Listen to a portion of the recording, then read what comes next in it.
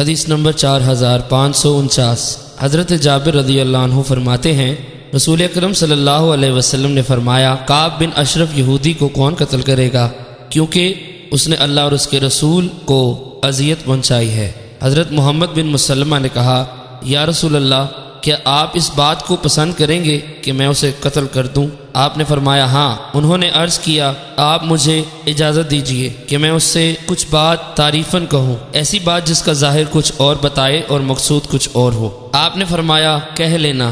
چنانچہ وہ اس کے پاس گئے اور اس سے گفتگو کی اور اپنے اور حضور علیہ الصلوۃ والسلام کے درمیان فرضی باتیں کی، اور کہا کہ یہ شخص ہم سے صدقات لینا چاہتا ہے اور ہمیں مصیبت میں ڈال رکھا ہے۔ جب کعب نے یہ بات سنی تو کہنے لگا ابھی تو یہ شخص تمہیں اور مصیبت میں ڈالے گا۔ انہوں نے کہا ہم تو اس کی بیعت کر چکے ہیں اور اب ہمیں اسے چھوڑنا برا معلوم ہوتا ہے، حتیٰ کہ ہم دیکھیں اس شخص کا معاملہ کس طرف کو جاتا ہے۔ حضرت محمد بن مسلمہ نے فرمایا میں چاہتا ہوں تم مجھے کچھ قرض دو۔ اس نے کہا تم میرے پاس کیا چیز رہن رکھو گے؟ انہوں نے فرمایا جو کچھ تم چاہو۔ کعب بن اشرف نے کہا تم اپنی عورتیں میرے پاس رہن رکھو۔ حضرت محمد بن مسلمہ نے فرمایا تم عرب کے خوبصورت ترین آدمی ہو، کیا ہم اپنی عورتیں تمہارے پاس رہن رکھ دیں؟ اس نے کہا تم اپنی اولاد میرے پاس رہن رکھو۔ حضرت محمد بن مسلمہ نے فرمایا اس طرح ہمیں برا بھلا کہا جائے گا۔ انہوں نے 2 وز 120 سا کھجوروں کے بدلے اپنی اولاد کو گروی رکھ دیا، ہم تمہارے پاس اسلحہ رہن رکھتے ہیں۔ اس نے کہا ہاں ٹھیک ہے، اور حضرت محمد بن مسلمہ نے وعدہ کیا کہ حارث ابو عبس